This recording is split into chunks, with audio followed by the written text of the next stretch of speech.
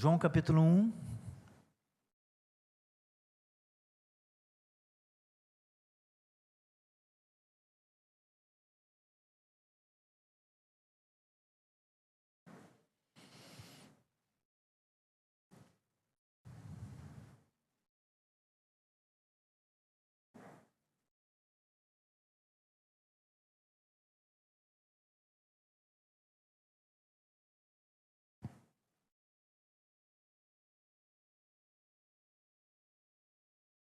Vamos ler a partir do versículo 29.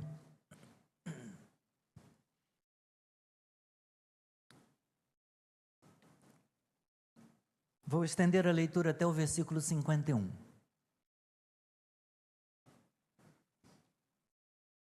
No dia seguinte, vendo que Jesus vinha em sua direção, João disse: Eis o Cordeiro de Deus que tira o pecado do mundo. Este é aquele a respeito de quem eu falava quando disse: depois de mim vem um homem que é mais importante do que eu, porque já existia antes de mim. Eu mesmo não o conhecia, mas vim batizando com água, a fim de que ele fosse manifestado a Israel. E João testemunhou, dizendo: vi o Espírito descer do céu como pomba e pousar sobre ele. Eu não o conhecia. Aquele, porém, que me enviou a batizar com água, me disse: aquele sobre quem você vir descer e pousar o Espírito, esse é o que batiza com o Espírito Santo. Pois eu mesmo vi e dou testemunho de que ele é o Filho de Deus. No dia seguinte, João estava outra vez na companhia de 2 dos seus discípulos, e vendo Jesus passar, disse: eis o Cordeiro de Deus. Os 2 discípulos, ouvindo dizer isso, seguiram Jesus. E Jesus, voltando-se e vendo que o seguiam, disse-lhes: o que vocês estão procurando? Eles disseram: Rabi, onde o Senhor mora? Rabi quer dizer mestre. Jesus respondeu: venham ver. Então eles foram, viram onde Jesus estava morando e ficaram com ele aquele dia. Eram mais ou menos 4 da tarde. André, o irmão de Simão Pedro, era um dos que tinham ouvido o testemunho de João e seguido Jesus. Ele encontrou primeiro o seu próprio irmão Simão, a quem disse: achamos o Messias. Messias quer dizer Cristo. E o levou a Jesus. Jesus olhou para ele e disse: você é Simão, filho de João, mas agora será chamado Cefas. Cefas quer dizer Pedro. No dia seguinte, Jesus resolveu ir para a Galileia e encontrou Filipe, a quem disse: siga-me. Esse Filipe era de Betsaida, cidade de André e de Pedro. Filipe encontrou Natanael e lhe disse: achamos aquele de quem Moisés escreveu na lei e a quem se referiram os profetas, Jesus, o Nazareno, filho de José. Então Natanael perguntou: de Nazaré pode sair alguma coisa boa? Filipe respondeu: venha ver. Jesus viu Natanael se aproximar e disse a respeito dele: eis um verdadeiro israelita, em quem não existe fingimento algum. Natanael perguntou a Jesus: de onde o Senhor me conhece? Jesus respondeu: antes de Filipe chamá-lo, eu já tinha visto você debaixo da figueira. Então Natanael exclamou: mestre, o Senhor é o Filho de Deus, o Senhor é o Rei de Israel. Ao que Jesus lhe respondeu: você crê porque eu disse que tinha visto você debaixo da figueira? Pois você verá coisas maiores do que estas. E acrescentou: em verdade lhes digo, que vocês verão o céu aberto e os anjos de Deus subindo e descendo sobre o Filho do Homem. Obrigado, Senhor, pela Tua palavra. Ó Deus, estamos aqui com os nossos corações expostos, ó Deus, e também dispostos em Te ouvir. Fala-nos, nós Te ouviremos. Precisamos ouvir a tua voz nesta manhã. E por isso estamos aqui. Fala conosco, Senhor. Silencie toda palavra, todo pensamento. Senhor, silencie toda opinião pessoal, tudo que for do Gilson. Ó Deus, fala, de modo que fique a tua palavra e a tua voz seja claramente ouvida e discernida no coração do teu povo. Em Cristo, em teu nome nós oramos. Amém. Podem sentar.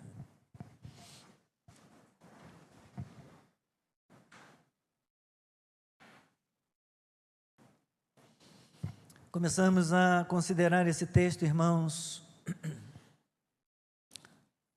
na semana passada, que enfatiza, que destaca o testemunho que João o Batista dá a respeito do Cristo. Na verdade, ele começa a testemunhar de Cristo já a partir do versículo 19, logo depois do prólogo do escritor, do prólogo do Evangelho de João, o outro João, o evangelista, não o Batista. No domingo passado nós focamos no versículo 29, destacando a expressão dita por João: eis o Cordeiro de Deus, ou ele é o Cordeiro de Deus que tira o pecado do mundo. Quando João o Batista começou a pregar sobre a chegada do reino de Deus e a necessidade de arrependimento, como nos informa o Evangelho, Lucas capítulo 1, versículo 80, capítulo 3, versículos 2 e 3, João foi questionado pelos seus ouvintes, dentre eles os fariseus, alguns fariseus. Ele foi questionado se ele era o Cristo. És tu o Cristo? João negou. Ele disse: não, eu não sou o Cristo.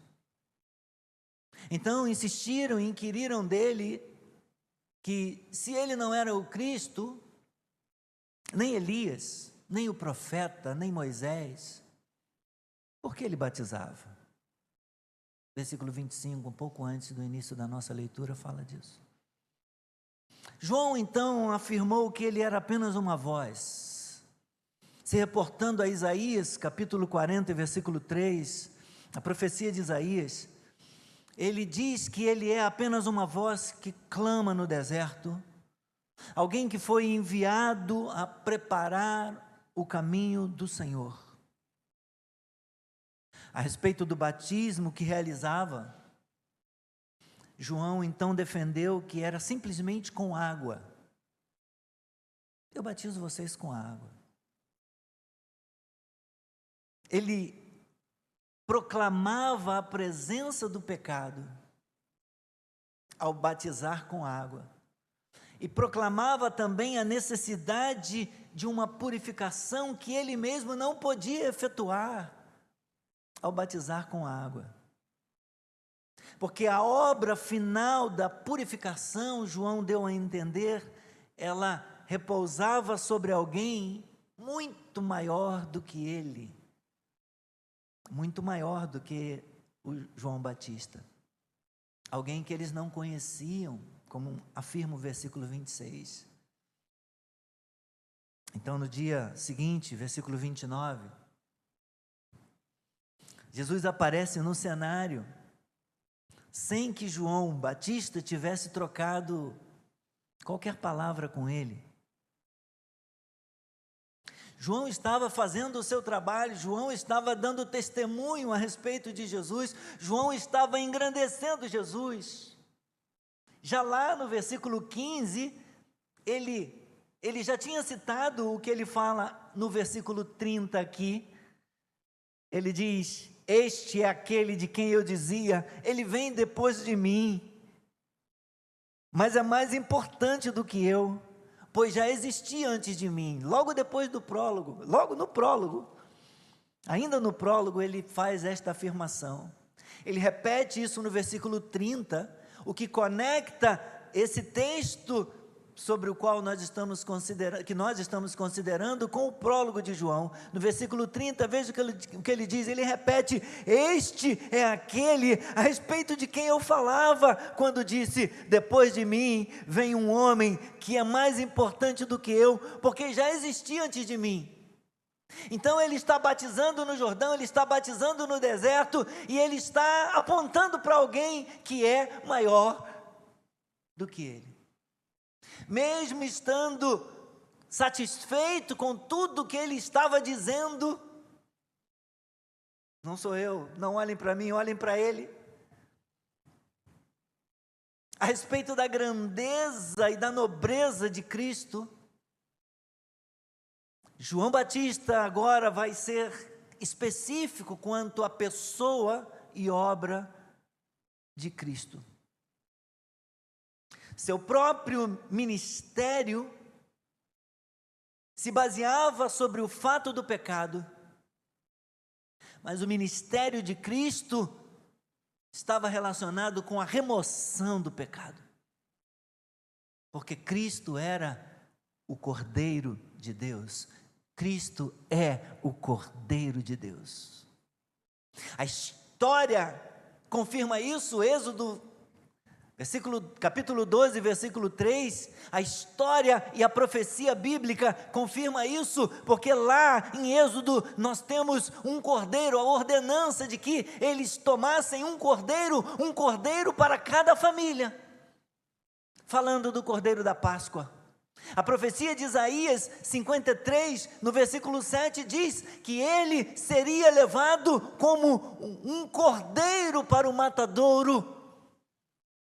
Todas essas palavras da história e da profecia, juntamente com os sacrifícios diários no templo, apontavam para esse Cordeiro de Deus que tira o pecado do mundo, pregado por João Batista. Foi disso então, meus irmãos, que tratamos no domingo passado, a respeito do versículo 9. Como o Cordeiro de Deus que tira o pecado do mundo, Jesus Cristo nos livrou da culpa do pecado no passado, nos livra do poder do pecado no presente e nos livrará da presença do pecado no futuro, quando estivermos glorificados, porque no céu não entra pecado, lá não haverá pecado. Costumamos cantar uma música do Daniel Souza aqui: justificado eu fui, santificado eu sou, glorificado serei. Justificado, a obra passada, eu fui livre da culpa do pecado. Santificado eu sou santificado, livre do poder do pecado. O pecado não tem domínio sobre mim. Glorificado eu serei, a obra futura, quando na presença de Deus não houver mais pecado. Chegamos então aqui aos versículos 31 a 34. Quando Jesus procurou o batismo, João Batista, eu estou fazendo ênfase no João Batista, porque um é o João o Batista e outro é o João, o autor do Evangelho que nós lemos, ok? Então, quando Jesus foi para ser batizado, João o Batista não o identificou, a princípio não o reconheceu. Mas ele tinha recebido um sinal de identificação da parte daquele que o mandou batizar, como ele diz aí, da parte de Deus. Se você identificar aquele sobre quem virá o Espírito, sobre quem verá o Espírito descendo como pomba e permanecendo sobre ele, preste bem atenção nele. E mais, se aquele que mandou João batizar com água também lhe deu uma palavra sobre a obra que Cristo realizaria, dizendo para ele que ele, se fosse identificado, saiba que ele é aquele que batizará com o Espírito Santo. Então, João, que já tinha testemunhado, eis o Cordeiro de Deus que tira o pecado do mundo, no versículo 29. E que no versículo 30 diz que sabe que este é aquele de quem eu falava, que é maior do que eu. Ele diz: eu vi o Espírito Santo descer do céu e pousar sobre ele como pomba. Então, ele conclui no versículo 34. Se ele recebeu do céu uma capacitação dessas, para realizar uma obra tão grandiosa, tão tremenda, ele não pode ser outra pessoa, senão o Filho de Deus. Veja o que ele diz: eu mesmo vi e dou testemunho de que ele é o Filho de Deus. Eu vi o Espírito descendo sobre ele quando eu o batizava. Eu vi, e eu já tinha ouvido a palavra do alto, a palavra de Deus dizendo: se você vir descendo sobre ele o Espírito como pomba, saiba que este é aquele que batiza com o Espírito Santo. E se ele tem tamanha preeminência, se ele tem tamanha autoridade, não pode ser outro. Ele é o Filho de Deus. João pensa da seguinte forma: nenhum homem como eu, ninguém de menor estatura, poderia comandar com autoridade o divino Espírito Santo.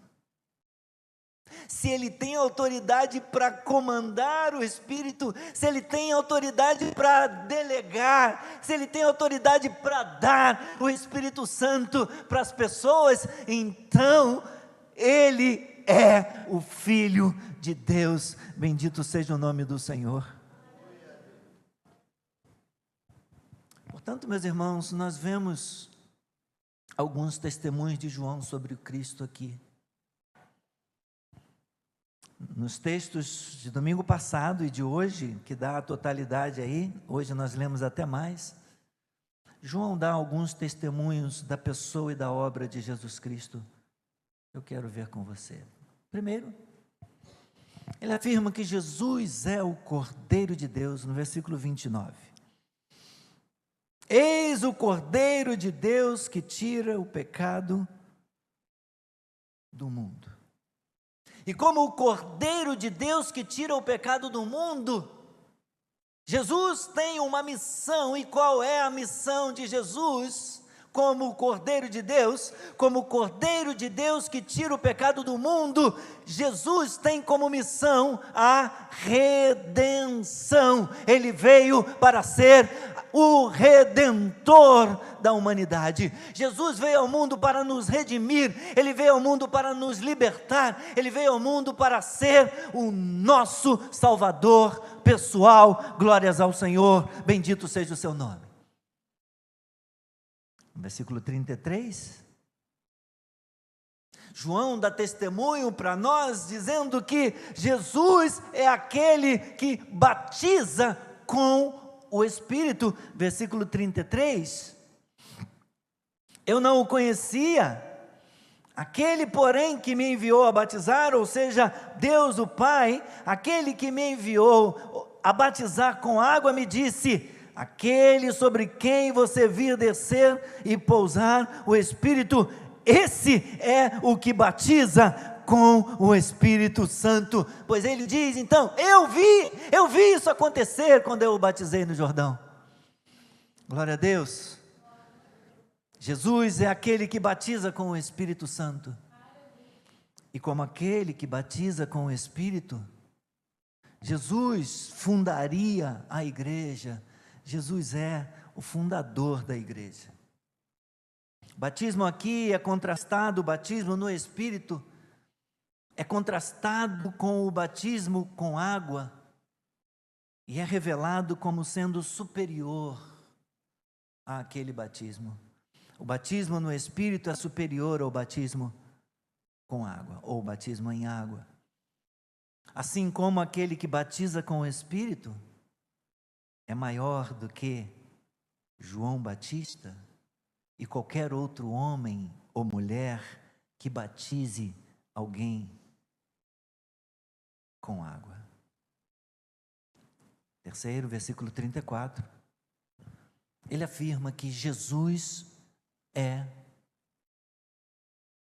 o quê? Filho de Deus. Ele é o Filho de Deus. Eu dou testemunho disso. Como Filho de Deus, Jesus é digno de adoração e de obediência. Ele é digno de que nos rendamos diante dele. Ele é digno de que nos prostremos perante ele. Ele é digno de que nós o reverenciemos e o adoremos por toda a eternidade. Ele é digno de que nós vivamos diante dele uma vida de obediência.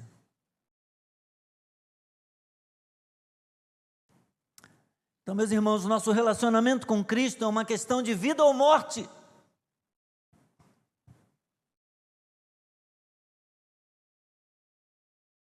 Não brincamos ao pertencermos a uma igreja. Não brincamos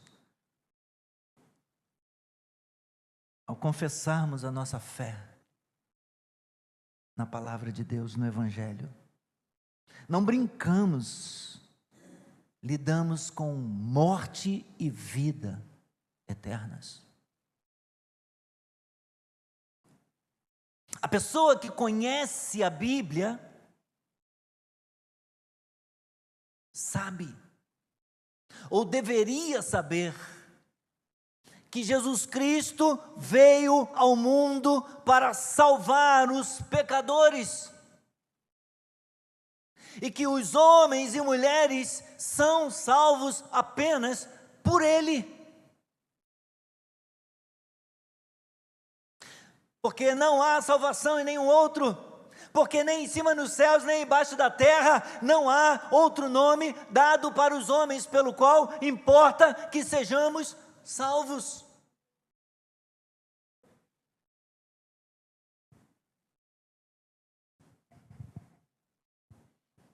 O que uma pessoa precisa fazer para ser salva? Se alguém chegar para você e perguntar: o que eu devo fazer para ser salvo? O que você responderia?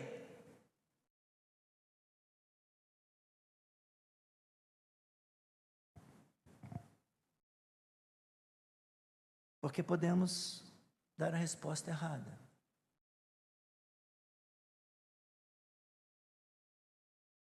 Precisamos saber que os homens estão perdidos. Os homens estão perdidos e precisam de salvação.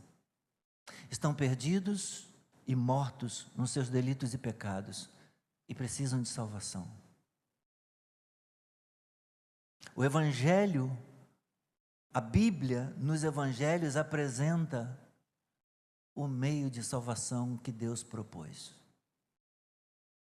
O restante, até o Evangelho de Mateus, explica por que os homens estão perdidos e precisam ser salvos. Desde Gênesis. Falhar em dar essa resposta, falhar em conhecer a resposta correta, o que eu preciso fazer para ser salvo? Preciso saber isso para mim e preciso saber para responder para os outros. Porque falhar neste ponto não envolve apenas arriscar nossas almas, mas garantir um distanciamento de Deus, um andar longe e viver longe da face eterna de Deus.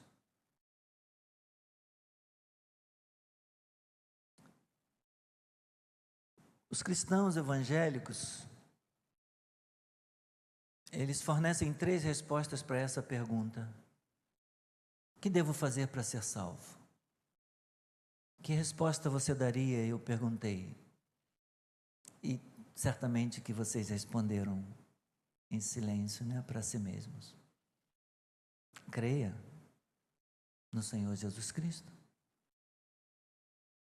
Uma outra resposta poderia ser: receba Cristo como seu Salvador pessoal. Correto? Bateu com as respostas de vocês?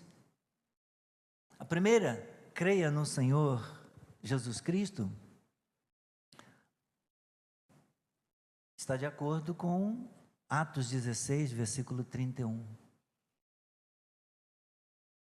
E agora, o que faremos? Creia no Senhor Jesus Cristo, vocês serão salvos, e toda a sua casa também. Mas se você respondesse: receba Cristo como seu Salvador pessoal, você poderia ter em mente João, capítulo 1, versículo 12, um pouquinho antes aí do texto que nós lemos, no prólogo, quando fala da encarnação do Verbo. João diz: mas a todos quantos o receberam. Depois de dizer: veio para os que eram seus e os seus não o receberam, mas a todos quantos o receberam, ele deu-lhes o poder de serem feitos filhos de Deus, a saber, os que creem no seu nome. Abarcaria até as duas respostas. Creia no Senhor Jesus Cristo, ou receba Cristo como seu Salvador pessoal. Mas tem uma frase mais usada, uma resposta mais usada do que essas duas primeiras. O que devo fazer para ser salvo? Qual é a outra resposta que os evangélicos costumam dar para as pessoas que fazem essa pergunta? O que eu devo fazer para ser salvo? O que eu preciso fazer para ser salvo? Qual é? Fala alto. Aceite a Jesus. Aceite a Cristo. Já ouviu essa expressão? Já disse para alguém? Aceite Jesus?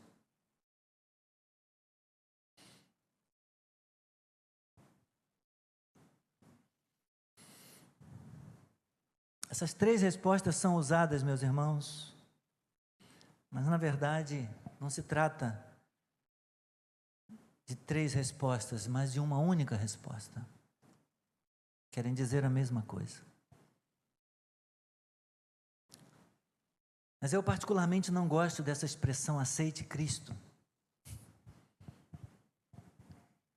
porque eu considero que ela faz com que as pessoas não tenham uma atitude correta em relação a Cristo.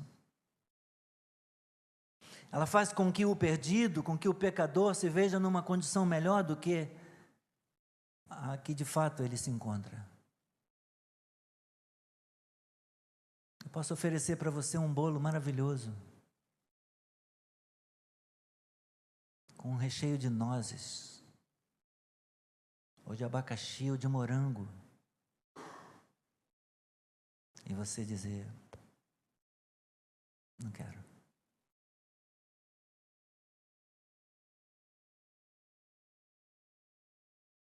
Porque talvez você não saiba de fato a necessidade que você tem. Mas se você tivesse consciência do quão doente e enfermo que você está, se eu oferecesse um remédio amargo para você, você aceitaria?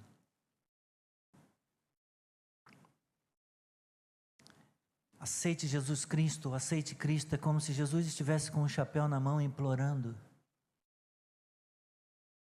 que nós o aceitemos, implorando que nós o recebamos, como se ele precisasse de uma esmola da nossa parte.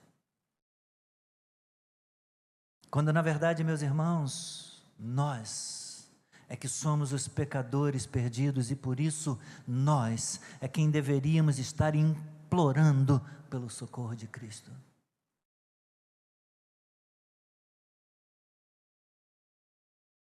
Mas vá lá.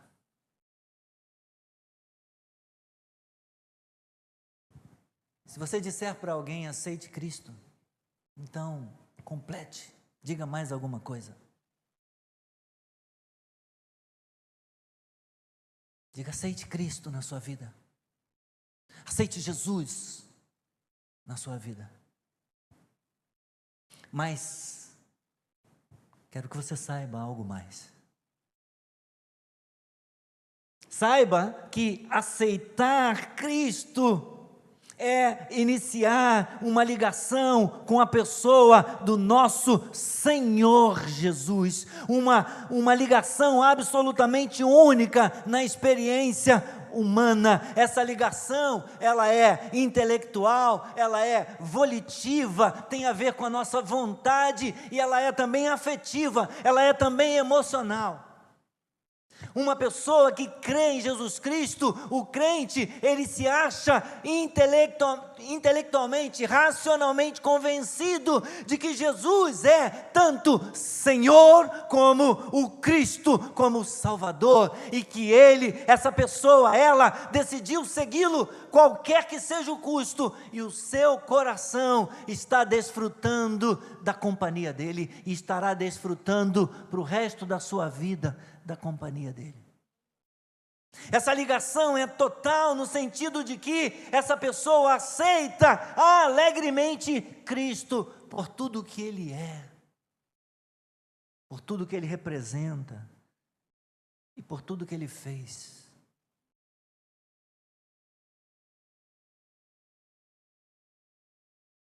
Reconhecendo-o como seu Salvador hoje e submetendo-se à sua soberania hoje. Não é algo que a gente faz assim: tá bom, eu aceito Ele hoje, mas talvez amanhã eu me submeta ao seu governo, à sua palavra, à sua autoridade, à sua soberania. Não. Eu decido hoje aceitar Cristo na minha vida. E hoje eu me rendo completamente ao seu senhorio e ao seu governo. Ele é meu Salvador, mas Ele é também o Senhor da minha vida. Como diz a canção: Senhor da minha vida, Senhor do meu coração, a Ti levanto as minhas mãos para Te adorar e sempre proclamar: Teu nome é santo, o Teu nome é santo, Teu nome é santo, santo,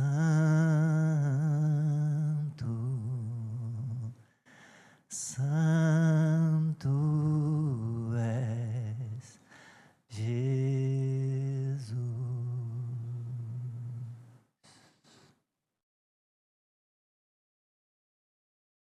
Aquele que aceita Jesus, aquele que aceita Cristo, o verdadeiro crente, confessa Cristo como seu tudo em todos os momentos da sua vida, sem reservas. Ele inclui tudo de si mesmo, sem que qualquer parte do seu ser fique insensível diante do mover, do agir, da palavra, da autoridade, do poder de Cristo. Sua ligação com Cristo é toda exclusiva. O Senhor se torna para ele atração única e exclusiva para sempre, e não apenas um entre vários interesses deste mundo. Ele segue a órbita de Cristo como a Terra segue a órbita do Sol. Ele se vê mantido em servidão pelo magnetismo do afeto, do amor e do poder do Cristo ressurreto.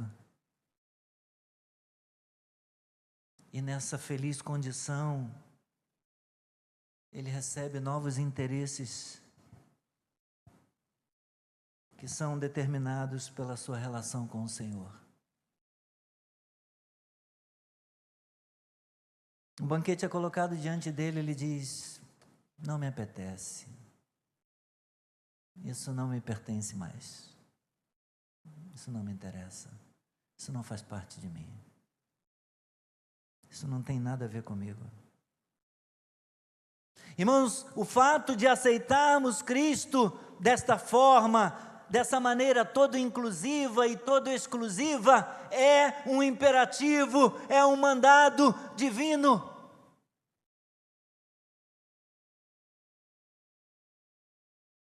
A fé salta para Deus nesse ponto, mediante a pessoa e a obra de Cristo, mas jamais separa a obra da pessoa.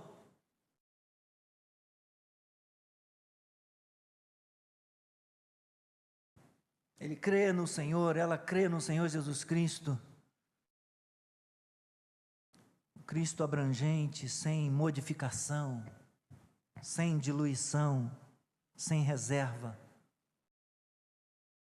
Recebe e goza assim tudo aquilo que Ele fez na sua obra de redenção, tudo aquilo que Ele está fazendo agora no céu, a favor daqueles que Ele comprou, e tudo que Ele opera neles e através deles. Aceitar Cristo, meus irmãos, é conhecer o significado das palavras registradas na primeira carta de João, no capítulo 4, versículo 17. Pois assim como Ele é, também nós somos neste mundo. Assim como Ele é, também nós somos neste mundo. Nós aceitamos os amigos dele como nossos.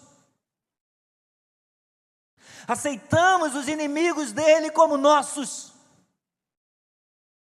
Sua cruz como a nossa cruz, sua vida como a nossa vida, seu futuro como o nosso futuro, e não entendemos que possa haver presente ou futuro sem ele, longe da presença dele,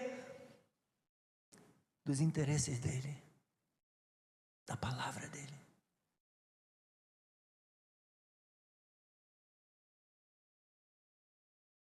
Se é isto que queremos dizer quando aconselhamos alguém a aceitar Cristo,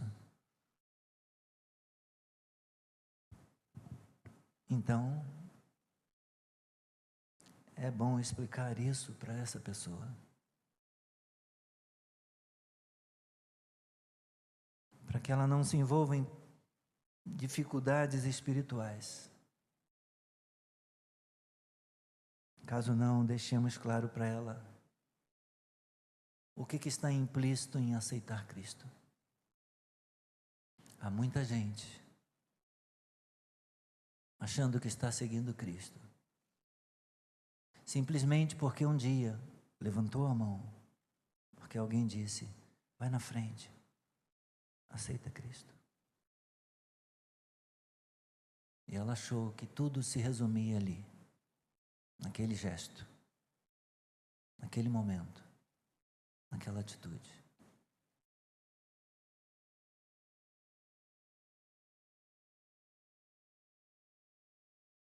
É isso que estamos vivendo? É assim que aprendemos? A sequência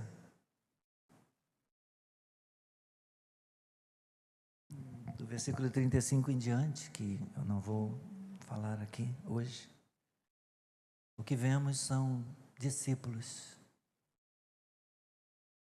que ouviram a pregação, que aceitaram o testemunho de João Batista e saíram aceitando Jesus. E saíram crendo em Jesus. E saíram recebendo Jesus como Salvador pessoal de suas vidas. João começa falando, João, o escritor agora, o autor, ele começa falando que dois discípulos de João o Batista, quando pela segunda vez ouviram dizer: eis o Cordeiro de Deus, não quiseram nem saber de mais nada, não pensaram duas vezes. Versículo 37, os 2 discípulos, ouvindo-o dizer, seguiram Jesus. Era 2 dos discípulos de João. João dá nome a um deles, identificando-o como sendo André. João nunca fala de si mesmo, ele nunca se inclui, né? Mas é provável que o segundo discípulo de João Batista, que junto com André, vai embora seguir Jesus, é o próprio autor, é o próprio João. Depois, na sequência, vem Pedro, e vem Filipe, e vem Natanael, e o time começa a ser formado, mas aí é assunto para outro dia. Hoje eu queria apenas focar na pessoa do Filho de Deus, aquele que é digno de ser adorado, aquele que é digno de ser Senhor da nossa vida, Senhor do nosso coração, Senhor de tudo que somos, tudo que temos, tudo que falamos, tudo que pensamos, tudo que fazemos. Ele é Senhor. Vamos viver para Ele? Vamos ficar de pé.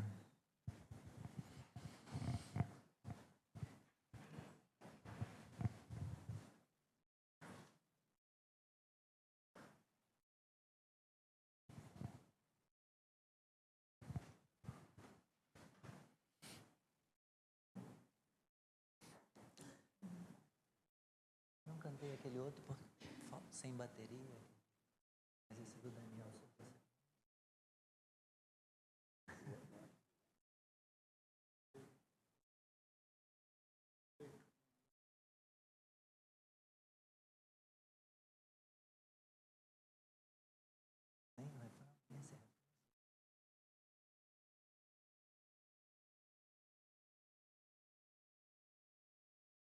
Eu te amo, Jesus.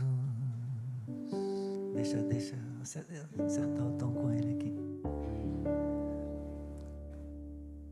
Eu não sei se ele é não lembro de ter tocado, não. Eu te amo, Jesus. Eu te amo, Jesus.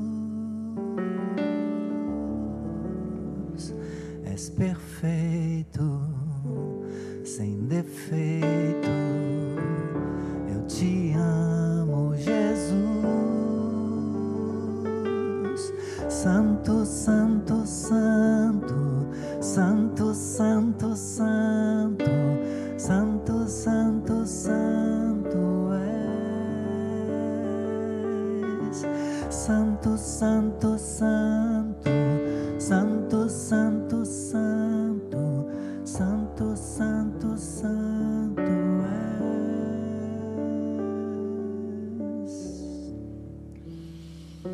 Como eu amo o Senhor da minha vida, o Senhor da minha vida, o profeta maior, o profeta que haveria de vir. Como eu amo meu Senhor, aleluia.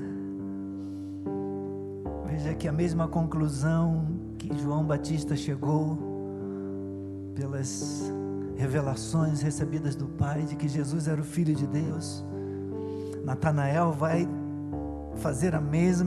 chegar à mesma conclusão e fazer a mesma afirmação quando Jesus falou para ele: rapaz, eu digo para você, você é um israelita de verdade, um verdadeiro israelita, em quem não há fingimento. Eu te conheço.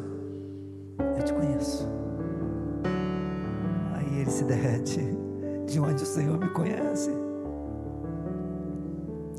Nunca encontrei contigo, nunca te vi. Antes mesmo que o seu amigo Filipe te chamasse, eu já tinha visto você debaixo da árvore. disse: Mestre, o Senhor é o Filho de Deus, o Senhor é o Rei de Israel,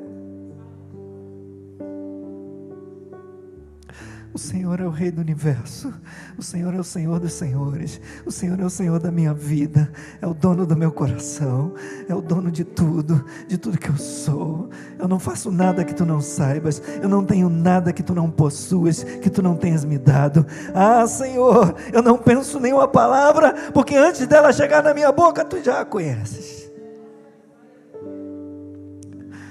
Tu me cercas por trás e pela frente, a tua mão está sobre mim. Na verdade, eu vivo em ti, eu vivo, eu existo em ti, eu respiro em ti, eu me movo em ti. Se eu me movo por tua permissão. Se eu descanso, se eu estou parado, é na tua presença. Tu sabes tudo, tu sabes tudo. Aleluia, aleluia.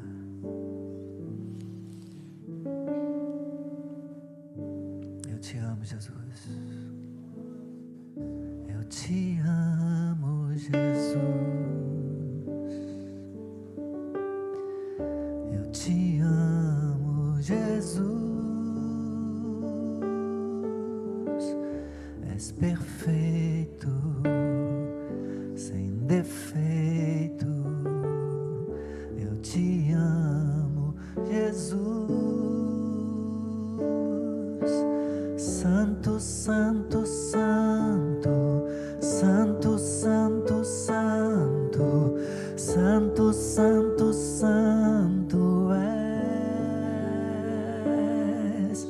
Santo, santo, santo, santo, santo, santo, santo, santo, santo és. Santo, santo, santo, santo, santo, santo, santo, santo, santo és.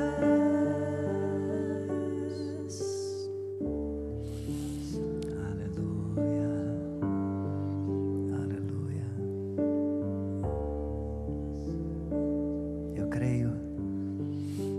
Eu creio em Jesus Cristo. Eu creio no meu Salvador. Eu creio que Ele morreu por mim.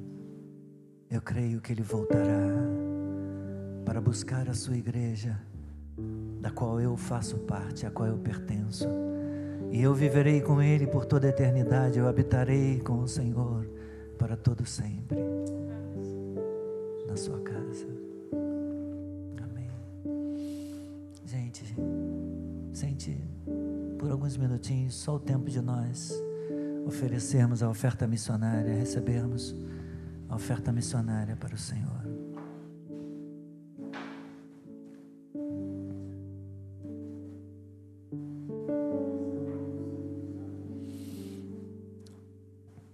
Obrigado, Senhor, porque tudo que somos, tudo que temos, das Tuas mãos recebemos. Nossa vida não vem de nós mesmos, e nossos recursos também, Senhor, pois a este mundo viemos e nada trouxemos. Tudo que temos, recebemos por dádiva da providência divina. Somos mordomos da Tua casa, e queremos agora, Senhor, abençoar a vida da Thaíse Silvana e Ameogo, lá em Burkina Faso. Queremos abençoar o trabalho e o ministério que ela está realizando lá. Queremos, Senhor, abençoar a Márcia Barbosa Real, no seu trabalho lá no Nepal, na Índia e no Butão. Queremos abençoar, Senhor, pastor Lucas, missionário Lucas e Alice, na plantação da Igreja Cristã Nova Vida, lá em Juazeiro do Norte. Seja sobre eles, abençoando-os, e que os nossos recursos reunidos nesta manhã e também à noite sejam, ó Pai, providenciais para supri-los, para ajudá-los, em nome de Jesus. Amém. Amém. Vamos colocar nas mãos do Senhor.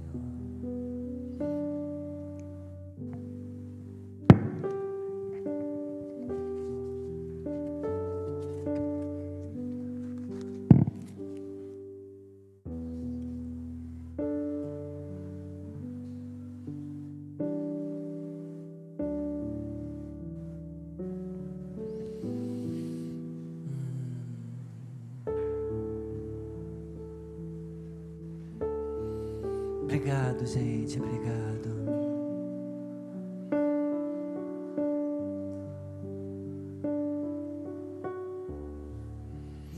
Afirmação de João Batista, né? Ele existe antes de mim, embora tenha vindo depois de mim. Ele é mais importante do que eu. Ele é muito maior do que eu. Tu és o maior. E sendo o maior, é digno de toda a honra, de toda a glória, de todo o louvor. Conseguiu essa letra, Guilherme? É isso aí.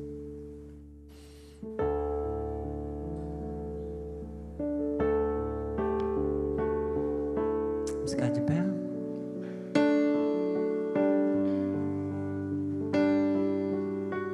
Vamos declarar isso para Ele. Não há outro como tu, só tu és Deus, tu és o maior, tu reinas sobre terra e céu, só tu és Deus, tu és o maior.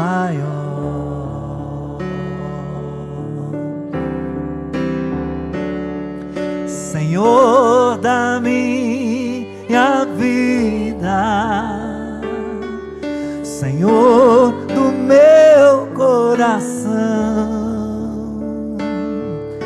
a Ti levanto as minhas mãos para Te adorar e sempre proclamar Teu nome é santo, o Teu nome é santo,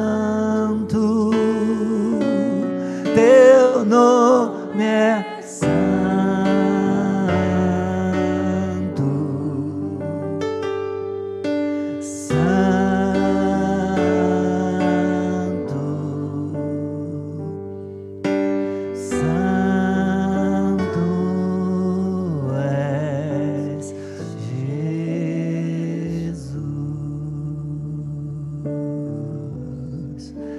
Do início ao fim deste culto, meus irmãos, o propósito de estarmos aqui é reconhecer Jesus Cristo, é confessar Jesus Cristo, é tributar honra, glória, louvor, adoração, magnificência para o nome de Jesus Cristo. Vamos aplaudir esse nome.